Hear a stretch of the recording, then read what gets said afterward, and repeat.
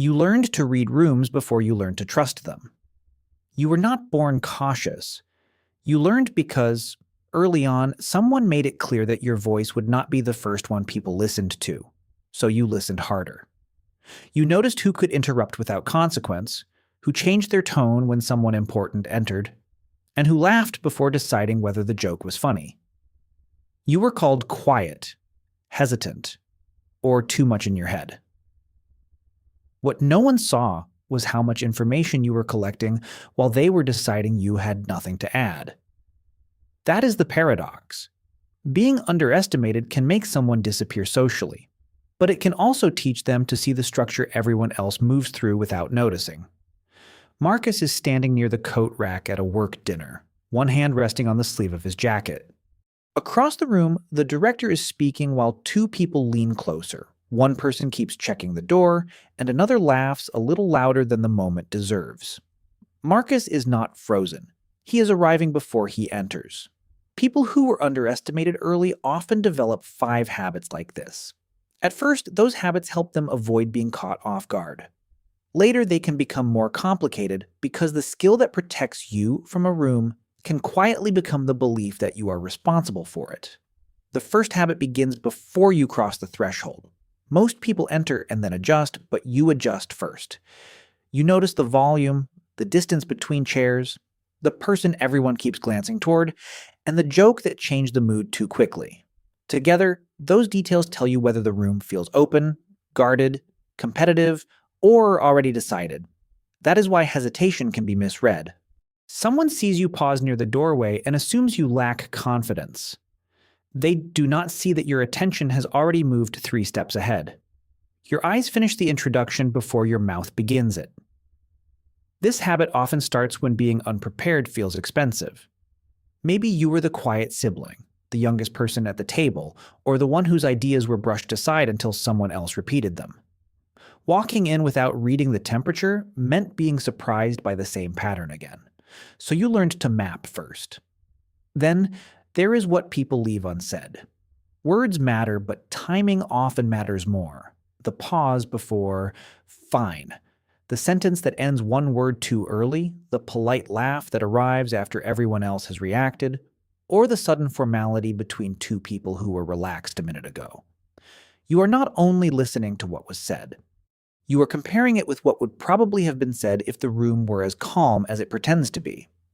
When people assume your opinion carries little weight, they sometimes filter themselves less around you.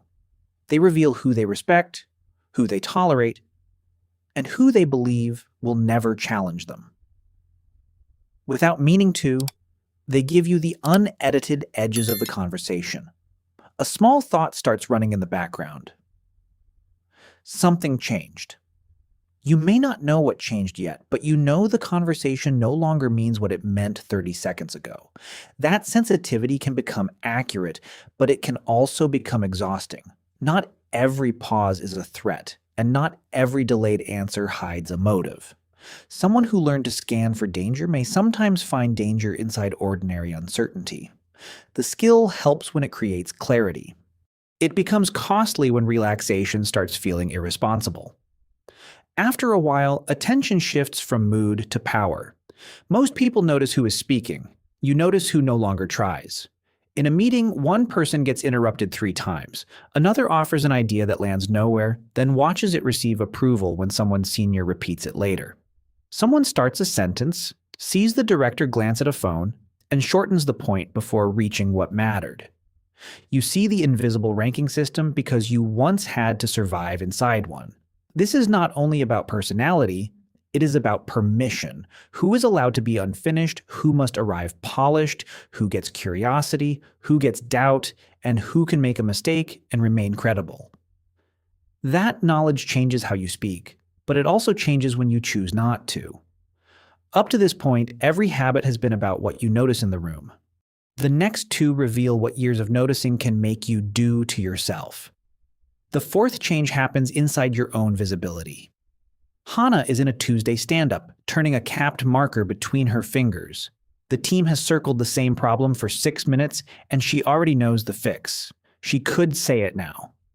Instead, she watches the project lead reject a weaker version of the same idea.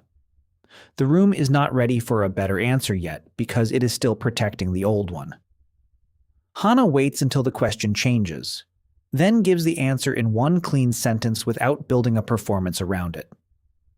People may call that timing, and sometimes it is. But there is a hidden cost in always calculating whether your voice will be received. You begin editing yourself before anyone asks. You remove the uncertainty from your sentence, then the emotion, then the part that might sound too ambitious. Eventually, the room does not need to silence you. You have learned to do the first draft of that silence alone. The final habit carries the heaviest cost because it often looks like a strength. You learn to hold the room together without being asked. Back at the work dinner, a junior colleague begins describing a failed presentation. A senior manager turns the story into a joke, and the laughter becomes sharper with every sentence. The junior colleague smiles, but his hand has stopped moving around the rim of his glass. Marcus notices before the table does. He asks a question about the project's recovery, giving the junior colleague somewhere else to take the story. The subject changes and the tension lowers. No one marks the moment because when this kind of intervention works, it barely looks like anything happened. For some people, this is emotional intelligence. For others, it is also a way of protecting people from moments they once had to absorb alone. Across the room, Marcus's jacket is still hanging near the door. He entered the evening ready to leave if the room turned against him. Instead, he spent part of the night making sure it did not turn against someone else. This is where the gift and the wound become difficult to separate. You may become good at noticing when a joke is about to become humiliation, when a question is really pressure, or when someone needs a way out of a conversation. You redirect, soften, translate, and absorb. But not every room is yours to manage. Not every silence is yours to repair, every conflict yours to soften, or every uncomfortable person yours to make comfortable. Reading a room is awareness. Carrying it is labor. Step back from all 5 habits: registering the room, hearing what is missing, tracking who holds power, controlling your visibility, and protecting the group before tension becomes obvious. They are not 5 separate talents. They are one adaptation moving through different stages. At first, you read the room so it could not surprise you. Then you read it so you could find a place inside it. Eventually, you began reading it for everyone else. That is why people may describe you as calm when you are actually monitoring, thoughtful when you are calculating impact, or easy to be around when you are doing invisible work to keep everyone else comfortable. The deepest consequence is not that you notice too much. It is that you may stop asking whether you feel safe while making sure everyone else does. At the end of the dinner, Marcus returns to the coat rack. The room is quieter now. Someone is collecting glasses, the director has already left, and the junior colleague is laughing again, this time without forcing it.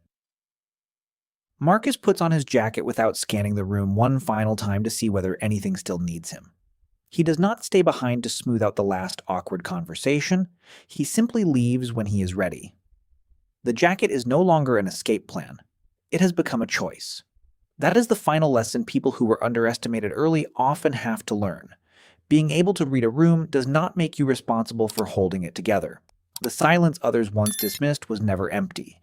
It was attention becoming precise under pressure. But awareness becomes freedom only when it includes the person doing the observing. Self-trust begins when entering without a complete map, speaking without perfect timing, and leaving some tension with the people who created it no longer feel reckless. Sometimes the clearest sign that you finally trust yourself is not that you read the room perfectly. It is that you know when to stop reading it. If someone came to mind while listening to this, send it to them. They may recognize the pattern before they know how to explain it. Until next time, stay observant.